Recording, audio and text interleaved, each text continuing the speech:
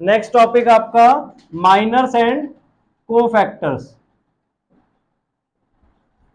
Matrices सबको clear है? Determinant हम हमेशा किस मैट्रिक्स में निकालते हैं? स्क्वायर मैट्रिक्स में। अब माइनर्स और कोफैक्टर्स उसी का एक पार्ट है इनवर्स निकालने के लिए। ठीक है, तो इनवर्स निकालने से पहले हम माइनर्स और कोफैक्टर्स देख रहे हैं। ठीक है, सपोज हमारे पास कोई भी एक मैट्रिक्स है, ठीक है, स्क्वायर मैट्रिक्स। सपोज 2/2 से स्टार्ट करते हैं, 2 3 5 -7। ठीक है, अब यहां पे कितने एलिमेंट्स है आपके पास? 4 एलिमेंट्स हैं। कौन कौन से? A11, A12, A21, A22। क्या क्या है? A11 क्या है? 2, A12 3, A21 5 और A22 -7। माइनर्स को हम नोट करते हैं M से। M11 ऐसे हम 4 माइनर निकालेंगे, मतलब सब एलिमेंट्स के लिए एक माइनर होगा। ठीक है, M12, M21 और M22। ठीक है, अब माइनर होगा क्या वो भी डिस्कस करते हैं। ऐसे ही हम कोफैक्टर निकालेंगे। A21, A22, A11, A12, A21, A22। ठीक है, कोफैक्टर को हम कैपिटल ए से डिनोट करते हैं। सिंबल्स ध्यान से देख लो, एलिमेंट को स्मॉल ए से, माइनर को एम से और कोफैक्टर को कैपिटल ए से। ठीक है, नाउ अब माइनर हम कैसे निकालते हैं? देखो, माइनर 1 1 बोला है, इसका मतलब क्या है? फर्स्ट रो और फर्स्ट कॉलम को छुपा लो तो आपको क्या दिखेगा वहां पे? कौन सा एलिमेंट?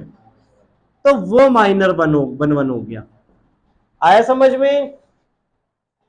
जो नंबर आपका यहां है उस रो और उस कॉलम को छुपा लो, जो आपको दिख रहा है उस वो आपका माइनर हो गया 2/2 मैट्रिक्स के ऑर्डर में। इसी तरह M12 क्या होगा? 5। M21 बताओ जल्दी। M21 सेकेंड रो और फर्स्ट कॉलम छुपा ली, क्या बचा? 3। M22 second row second column, क्या बचा? 2। क्लियर हुआ सबको? M11 कहने का मतलब फर्स्ट रो फर्स्ट कॉलम हटा ली तो क्या बच गया? -7। क्लियर है सबको? माइनर दीपक क्लियर? नाउ अब को फैक्टर के लिए हम क्या करेंगे, ध्यान से देखना इसका फॉर्मूला। को फैक्टर के लिए फॉर्मूला है -1 रेज टू पावर 1+1। मतलब 1+1 कहां से आया? ये जो हम को फैक्टर निकाल रहे हैं जिसका। क्लियर? को फैक्टर का अगर नॉर्मल फॉर्मूला बोला जाए AIJ। आईजे मतलब आई मतलब कौन सी रो है और जे मतलब कौन सी कॉलम है। तो AIJ का फॉर्मूला है -1 raise to power I+J into minor IG। Clear? या शॉर्ट एंड सिंपल वे में बताऊं, जो आपका माइनर है वही आपका कोफैक्टर हो जाएगा अगर यहां पे जो नंबर है उनका सम इवन बन रहा है। तो अगर इनका सम इवन है तो जो माइनर है वही कोफैक्टर हो जाएगा। अगर इनका सम ऑड बन रहा है तो जो माइनर है उसका नेगेटिव कोफैक्टर बन जाएगा। क्लियर? तो इसमें हम देखो -1 1+1 M11 डालेंगे तो -1 की पावर अगर इवन हो जाए तो क्या होगा? 1। -1 की पावर 2 कह रहे हैं हम यहाँ पे, तो क्या हो जाएगा? 1 ना। और 1 इंटू -1 माइनर 1 कितना था? -7। तो A11 भी हमारा -7 आ गया। अब यहां पे 1+2 क्या बन रहा है? 3। -1 का क्यूब क्या हो जाएगा? -1। और माइनर क्या है? 1 2 5, तो ये क्या हो जाएगा? -5। यानी जब जब आपका सम ऑड बनेगा तो आपको माइनर का साइन चेंज कर देना है। अगर इवन बनेगा तो एज इट इज आपका जो माइनर है वही हो जाएगा। तो A21 क्या आएगा? -3। M22 2 था तो A22 भी 2 रहेगा क्योंकि सम इवन है 2+2। क्लियर हुआ? याद रहेगा ये माइनर और कोफैक्टर 2/2 में। नाउ अगर आपकी मैट्रिक्स 3/3 है, 3/3 ऑर्डर की है, तो हम माइनर और कोफैक्टर कैसे निकालेंगे? एक एग्जांपल ले लेते हैं। ये 2 -3 5 6 0 4 1 5 -7। क्लियर? तब यहां पे कितने माइनर्स और कितने कोफैक्टर्स होंगे? हर एलिमेंट के लिए माइनर निकाला जा सकता है, हर एलिमेंट के लिए कोफैक्टर, तो कितने होंगे टोटल? 9। A11 मतलब A11 तो एलिमेंट हो गया, M11 ठीक है, M12 M13 M21 M22 M23 M31 M32 और M33 और ऐसे ही कितने कोफैक्टर्स होंगे, वो भी 9। और कोफैक्टर सब क्लियर है, डायरेक्ट कैसे निकाल सकते हैं, अगर आपको माइनर पता है तो आपको क्या करना है, सीधे A11 किसके इक्वल, M11 के इक्वल हो जाएगा, क्योंकि यहाँ पे पॉजिटिव है। A12 जब हम करेंगे तो वो नेगेटिव ऑफ M212 हो जाएगा। क्लियर, तो इस चीज को दिमाग में रखते हुए डायरेक्ट हम कर देंगे। क्लियर है, तो आपका माइनर आपको ध्यान से निकालना है, कोफैक्टर अपने आप बनते चले जाएंगे। क्लियर, नाउ अब M11 कैसे निकालना है उस चीज को ध्यान से देखो। डिटरमिनेंट सबको क्लियर है कैसे निकालते थे, उसी वे में आप माइनर निकालते हो। अभी हमने क्या बोला, अगर M11 निकाल रहे हैं तो हम क्या करेंगे, फर्स्ट रो और फर्स्ट कॉलम को छुपा लेंगे। तो अब यहाँ पे हमें 4 एलिमेंट दिख रहे हैं, वहां पे सीधे एक एलिमेंट था तो वही माइनर बन जाता था। यहाँ पे 4 एलिमेंट है तो अगेन क्रॉस मल्टीप्लाई जैसे डिटरमिनेंट में करते थे, 0 इंटू -7 0, 5 इंटू 4 20 और इसको माइनस करवाना है हमें इसमें, this into this minus this into this. Clear हुआ, तो क्या आ जाएगा -20। M12 इसी तरह है, फर्स्ट रो और सेकंड कॉलम को छुपा लिया, 6 इंटू -7 -42, 1 इंटू 4 4, तो -42 -4 -46। M13 first row third column, 6 into 5 30, 30 -0 30। Clear, इसी तरह हो जाएंगे सारे। अब M21 second row first column, तो -3 इंटू -7 21। क्लियर, 21 -25 -4। अगर कंफ्यूजन है बेटा एडिशन सब्ट्रैक्शन में तो पहले लिख लेना, फिर चाहे सॉल्व कर लो, बट गलती नहीं होनी चाहिए इस चीज में, क्योंकि एक भी माइनर गलत हुआ उससे कोफैक्टर गलत हो जाएगा और उससे जो भी आप आगे इनवर्स बना रहे हो वो भी इवन गलत हो जाएगा। क्लियर हुआ, ठीक है। अब A11 क्या होगा ये बताओ, A11 आपका डायरेक्ट M11 के इक्वल हो जाएगा, दैट इज -20। M12 -46 था तो A12 क्या हो जाएगा 46, साइन चेंज हो जाएगा क्योंकि यहां पे सम क्या बन रहा है, ऑड। बस इतना सा ध्यान रखना है। क्लियर, माइनर ध्यान से निकाला, कोफैक्टर अपने आप ऑटोमेटिकली सही निकल जाएगा साइन चेंज करके। क्लियर, साइन चेंज भी कब करना है, जब इनका सम ऑड बनेगा, इवन है तो वही माइनर हो गया आपका। तो यहाँ पे अगेन 30 रहेगा क्योंकि इनका सम 4 है, ये -4 आया था, यहाँ पे क्या हो जाएगा 4। क्यों, क्योंकि अब ये ऑड है, ऑड है तो साइन चेंज हो गया। ठीक है, ये मत सोचो कि नेगेटिव लगा देना है, नेगेटिव नहीं मतलब नेगेटिव कर देना है, जो भी साइन था उसको चेंज कर देना है। क्लियर हुआ पॉइंट, हो जाएंगे बाकी सब भी माइनर को फैक्टर इस तरीके से। Now exercise 4.3 question number 1 and 2 क्या निकालने हैं आपको, माइनर और कोफैक्टर।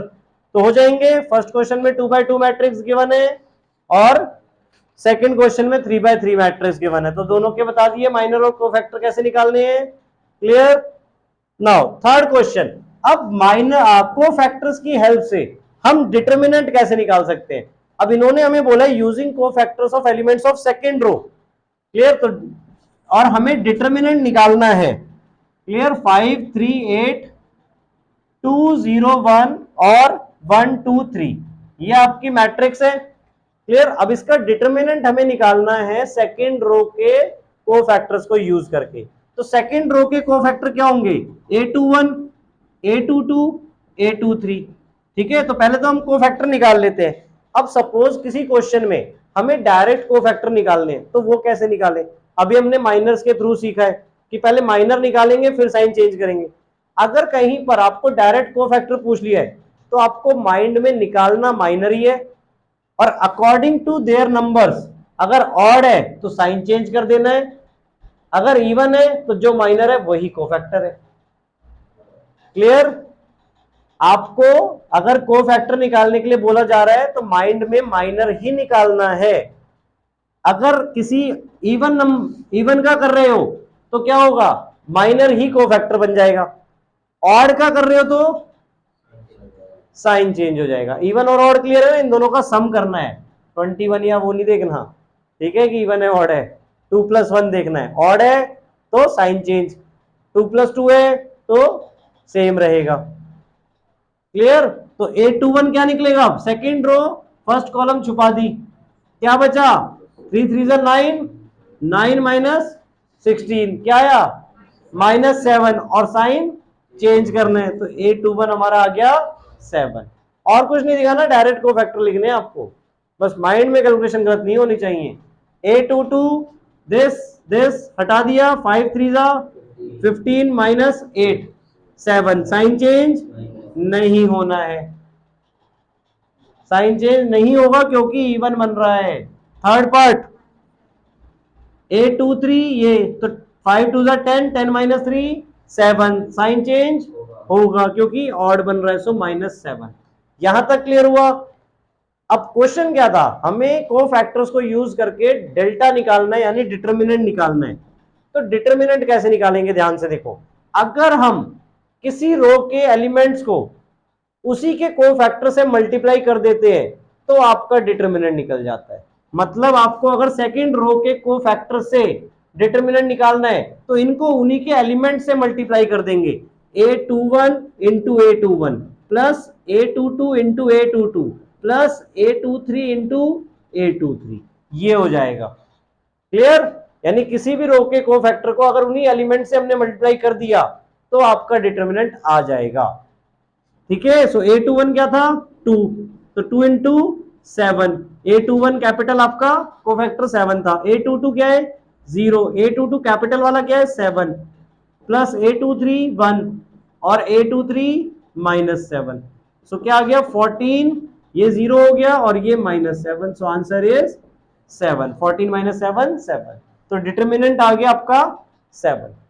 अब इसमें एक और इंटरेस्टिंग चीज देखो, अगर सपोज बाय चांस हमने क्या कर दिया, किसी और रो के कोफैक्टर से मल्टीप्लाई कर दिया। क्लियर। सपोज हमने A11 फर्स्ट वाली रो को सेकंड वाले कोफैक्टर से मल्टीप्लाई कर दिया, A11 को हमने A12 से मल्टीप्लाई कर दिया, A21 सॉरी, प्लस A12 को हमने A22 से मल्टीप्लाई किया और A13 को A23 से मल्टीप्लाई किया।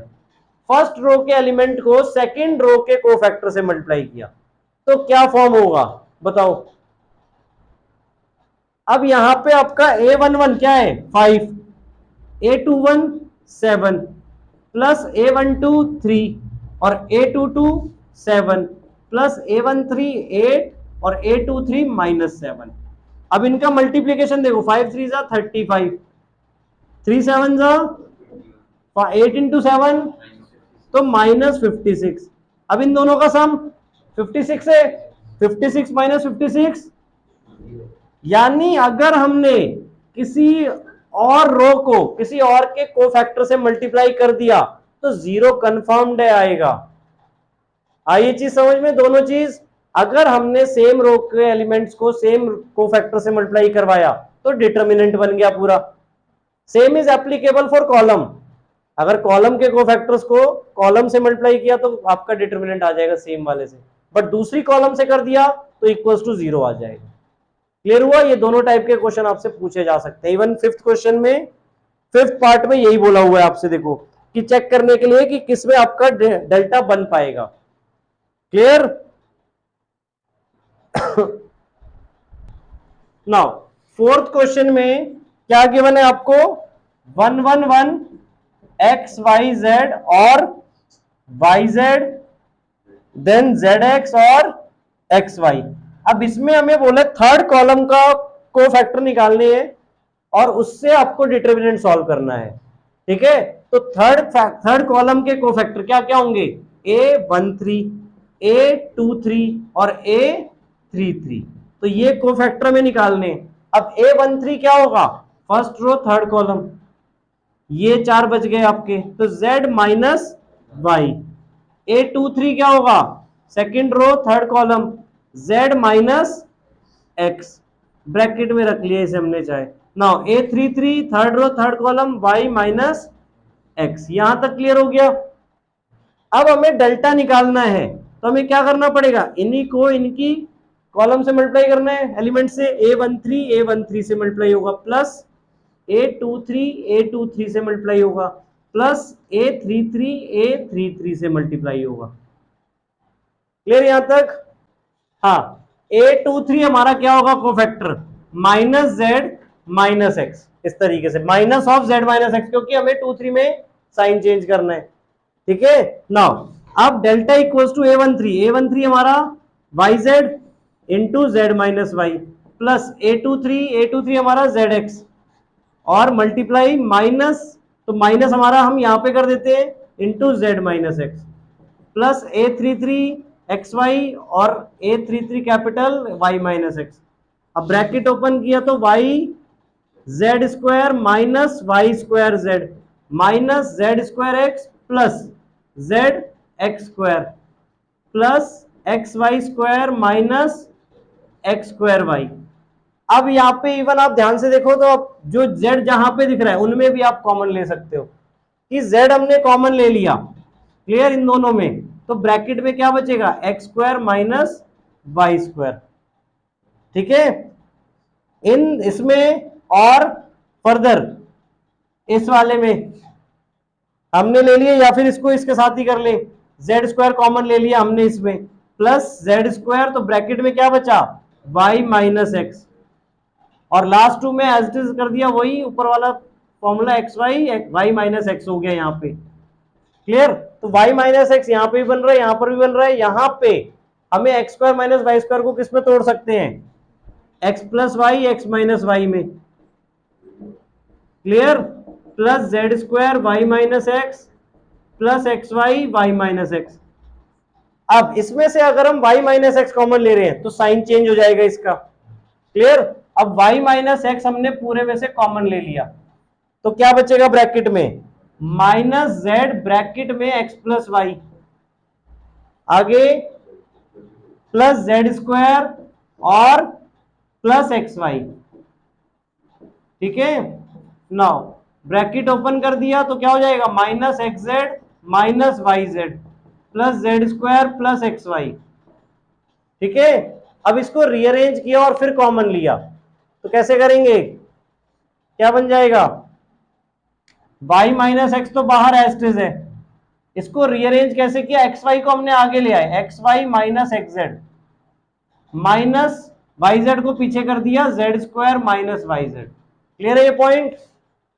नाउ y माइनस एक्स तो एस्टिस बाहर है, यहां पे इसमें कॉमन लिया तो x bracket y minus Z plus z common लिया तो z माइनस वाई। अब z माइनस वाई को y माइनस जेड बनाना है तो क्या करेंगे, माइनस कॉमन लिया, यहां पे साइन चेंज हो जाएगा आपका। क्लियर, तो minus z z minus y, ये हो गया आपका। तो फाइनल आंसर क्या आ जाएगा, y minus x x minus Z और y माइनस जेड, यहां पे y माइनस जेड हो गया ना, साइन चेंज किया हमने तो ये आपका फाइनल इसका डिटरमिनेंट है। क्लियर, नेक्स्ट टॉपिक आपका एडजॉइंट। अब जैसे हमने माइनर और कोफैक्टर निकाले तो वो कहां पे यूज होंगे, so that is adjoint of a matrix में। अब जब हमने मैट्रिक्स के क्या निकाले थे, माइनर और कोफैक्टर, सपोज एग्जांपल ले लेते हैं 2x2 से ही, आपके पास 1 2 3 4 ये एक मैट्रिक्स है 2x2 ऑर्डर की। क्लियर, तो आपने इसके कोफैक्टर निकाले, a11 क्या निकला बताओ, 4, a12 क्या निकलेगा, a12 ध्यान से बताना -3। कोफैक्टर की बात कर रहा हूं मैं, माइनर की बात नहीं कर रहा। a21 2 -2 हो जाएगा क्योंकि साइन चेंज, a22 1। क्लियर, तो ये तो कोफैक्टर हो गए। अब अगर एडजॉइंट लिखना है आपको किसी भी मैट्रिक्स का, एडीजे से डिनोट करते हैं एडजॉइंट। क्लियर, एडजॉइंट में आपको क्या करना है, जो आपका कोफैक्टर्स निकले हैं उसका ट्रांसपोज लिखना है। क्लियर, जो आपके कोफैक्टर्स निकले उसका ट्रांसपोज, तो क्या हो जाएगा, यानी अब ध्यान रखना, देखो हम हमेशा कोफैक्टर ऐसे निकालते हैं रो रो, तो इसको रिवर्स कर दो, यानी कॉलम वाइज फिल करना स्टार्ट कर दो, यानी फर्स्ट रो को फर्स्ट कॉलम में डालना है आपको। तो 4 -3, सेकंड रो वाले कोफैक्टर को सेकंड कॉलम में डालना है, -2 1। तो ये आ गया आपका एडजॉइंट ऑफ ए। इसी तरह हम 3x3 मैट्रिक्स का भी बना सकते हैं। क्लियर हुआ? यानी एडजॉइंट क्या है? It is a transpose of the cofactors. Clear? Adjoint निकालना। नाउ अब एडजॉइंट कहां यूज आएगा? ए इनवर्स निकालने में। अगर आपको कभी किसी मैट्रिक्स का इनवर्स निकालना है तो वो क्या होता है? वो हम निकालते हैं 1 bye determinant of A into adjoint of A. Clear? यानी एडजॉइंट ऑफ ए को आप डायरेक्टली फिल कर दोगे, और पहले सबसे पहले तो हमें डिटर्मिनेंट निकालना होगा, और ये डिटर्मिनेंट निकाल के हमें चेक करना है कि डिटर्मिनेंट 0 नहीं होना चाहिए। अगर डिटर्मिनेंट 0 हो गया तो इनवर्स एग्जिस्ट नहीं करेगा। क्लियर? और डिटर्मिनेंट 0 नहीं है तो ये याद करो, हमने पहले भी बोला था, नॉन सिंगुलर मैट्रिक्स बोलते हैं उसे, जिसमें डिटर्मिनेंट 0 नहीं होता, और जिसमें डिटर्मिनेंट 0 होता है उसको सिंगुलर मैट्रिक्स। क्लियर? और डिटर्मिनेंट 0 हो गया तो इनवर्स एग्जिस्ट नहीं करेगा, क्योंकि अपॉन में 0 हो गया, तो अपॉन में 0 हो गया तो कभी सॉल्व होगा ही नहीं है, मतलब नेचुरल नंबर या रैशनल नंबर या रियल नंबर है ही नहीं है अपॉन में 0। ठीक है? तो हम डिटर्मिनेंट सॉल्व, मतलब तब इनवर्स नहीं निकाल सकते। क्लियर? तो ए इन्वर्टिबल मैट्रिक्स तभी हो सकती है जब डिटर्मिनेंट नॉट इक्वल टू 0 हो। तो सबसे पहले हमें डिटर्मिनेंट निकालना है, अगर डिटर्मिनेंट नॉट इक्वल टू 0 है तो एडजॉइंट निकालना है, एडजॉइंट निकालने के बाद इनवर्स निकालना है। एडजॉइंट तो एक ही होगा ना किसी भी एक मैट्रिक्स का। एडजॉइंट का डिटर्मिनेंट नहीं निकालना आपको बेटा, एडजॉइंट वाली मैट्रिक्स जो बनेगी एज इट इज फिल कर देनी है यहां पे। क्लियर? यानी वो जो मैट्रिक्स दिखेगी, अब जैसे हम यहां पे कर रहे हैं, अगर इसका कर रहे हैं सपोज, तो पहले तो ए डिटर्मिनेंट बताओ कितना आएगा, 4 - 6 -2। तो अगर हम इसी का लिख रहे हैं तो ए इनवर्स इसमें आ जाएगा आपका 1/-2, और ये आपकी 4 - 2 -3 1। चाहे तो हम माइनस को अंदर भी फिट कर सकते हैं इसमें। क्लियर? अंदर फिट कर देंगे तो क्या हो जाएगा, सबके साइन चेंज हो जाएंगे, और 2 को भी करना चाहे तो अंदर डाल सकते हैं। तो 2 1, ये -2 हो गया, ये 1 हो गया, क्योंकि -2 डिवाइड बाय -2, सारे एलिमेंट्स को -2 से डिवाइड करा दिया, 3/2 -1/2।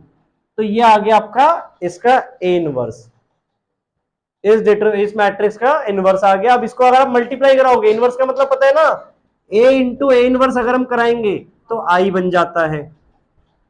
वहां से आप वेरीफाई भी कर सकते हो कि आपका ये इनवर्स सही है गलत है अपने लिए। ठीक है? करके नहीं दिखाना है वहां पे वेरीफाई। ये क्लियर हुआ? अब एक शॉर्ट ट्रिक बताता हूं आपको, देखो एडजॉइंट निकालने की। क्लियर? अगर सपोज कोई भी मैट्रिक्स हमें दी है, जैसे इसी का देखो 1 2 3 4 थी, ठीक है, 2/2 के लिए शॉर्ट ट्रिक।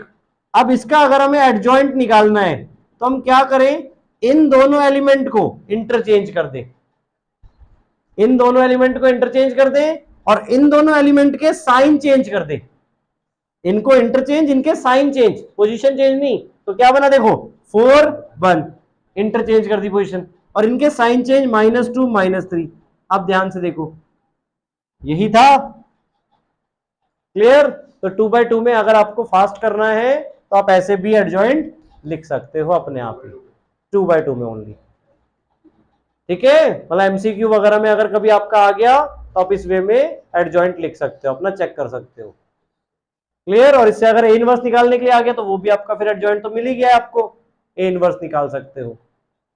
क्लियर हुआ? एडजॉइंट और इनवर्स कैसे निकालना है? सेम वे 3/3 का है, कोई अलग पैटर्न नहीं है, सेम चीज।